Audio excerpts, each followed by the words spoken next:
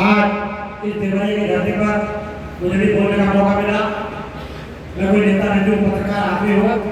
मुझे भी शौक रहा है इस समाज को सत्ता में ले जाने का।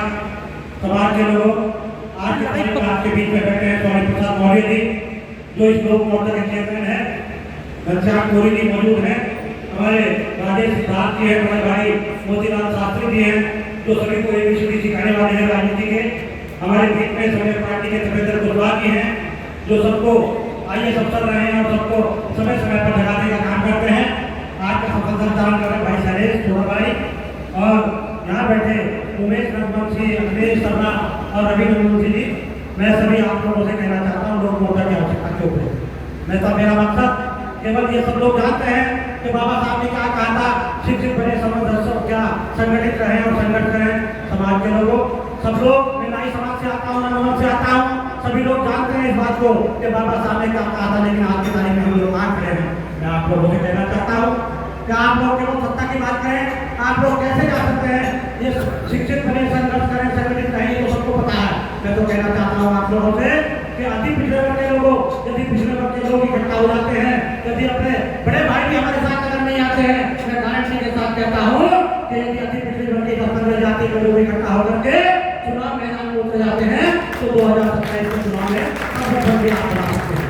मेरी गारंटी इस बात की है कि आप लोग साफ भेद बना करके जिस तरह से हमारे अधिकारों का हनन किया जा रहा है, आपको कोई भी रास्ता अपनाना पड़े, आप लोग केवल सत्ता में जाने की बात करें। बाबा साहब की एक बात और दूसरी बात एक और थी, सब लोग जानते हैं, इस बात को जानते हैं कि सब लोग सत्ता ही कुत्ते खाने की बात करता है समाज के लोगों।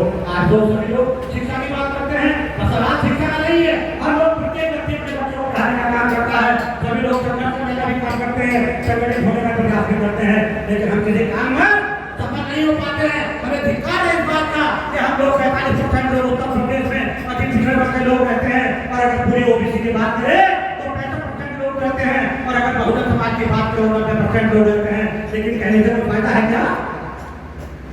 हम लोग कहते हैं हमेशा सपा भाजपा, उनकी कोई गलती किसी की नहीं है। हम लोग जब इकट्ठा नहीं हो पाए, हम लोग सत्ता की अहमियत को नहीं समझ पाए, हम लोगों ने बहुजन समाज पार्टी को वोट देने का काम किया, हम लोगों ने समाजवादी पार्टी को वोट देने का काम किया, और जो वर्तमान सरकार चल रही है उसका नाम थोड़ी ना भी बुलाया। साथियों, मैं आप लोगों से कहना चाहता हूँ, यदि आप लोग वाकई ईमानदारी के बाद ध्यान कर लो, यदि आप लोगों ने 27 में जरा सी चूक कर दी, यदि 5 प्रजापति सैनिक विश्वकर्मा समाज के लोगों ने 27 में थोड़ी चूक कर, ये राजेश सिद्धार्थ है वाल्मीकि समाज से आते हैं, अपनी बात पूरी कहना चाहते थे और कहते भी हम अपनी बात पूरी कह चुके, उतने समय में अपनी पूरी बात कह चुके। मैं गारंटी से कह सकता हूँ कि उत्तर प्रदेश की 403 विधानसभा होगा, 403 विधानसभा में एक भी विधानसभा ऐसी नहीं जिसमें 1 लाख लोग से कम। साथियों, हमें किसी के वोट की पैसा की जरूरत नहीं पड़ेगी यदि आप लोग ईमानदारी से 27 में चुनाव में उतर जाते हैं मैदान में। लेकिन इसके लिए आपको भाईचारा पैदा करना पड़ेगा, इसके लिए आपको नाई समाज के लोगों को गले लगाना पड़ेगा, इसके लिए आपको 5 प्रजापति सैनिक समाज के लोगों को गले लगाना पड़ेगा। मैं गारंटी के साथ कह सकता हूँ ये कुशवाहा समाज का और ये राष्ट्रीय समाज का कार्यक्रम है, बड़े भाई महाराज कार्यक्रम करते हैं, सफल कार्यक्रम करते हैं। अगर जरूर कुशवाहा बैठे हैं, गोपाल कुशवाहा बैठे हैं, नरेश पाली बैठे हैं, तो सभी लोग बैठे हैं, भाई संजय कुशवाहा बैठे हैं, सभी लोग बैठे हैं। सबको पता है अगर यदि आप लोग ईमानदारी और निष्ठा के साथ अपने गाँव में निकल जाते हैं, ऐसे कहने से सरकार बनने वाली नहीं है। मैं देखता आया हूँ, अभी 22 साल था, 27 आ गया, 17 आ गया, 14 आ गया, और इसी तरह से हम लोग 77 साल की गुलामी झेलते आ रहे हैं। यदि आप लोग ईमानदारी के साथ 27 में कामयाबी चाहते हैं और 27 में अगर कामयाब नहीं हुए तो मेरी गारंटी है, मैं पत्रकार आदमी हूँ, आप लोगों के सामने भविष्यवाणी कर सकता हूँ। यदि आप लोगों ने 27 में चूक कर दी तो आपका नंबर कभी आने वाला नहीं है, कभी आने वाला नहीं है। ये 27 का चुनाव लड़ लो, ये 27 के चुनाव में यदि आप लोग शासन सत्ता हासिल कर लेते हैं, उसके बाद मैं दावे के साथ कह सकता हूँ ये लोग बेवकूफ किस्म के लोग नहीं है जो सरकार चला रहे हैं।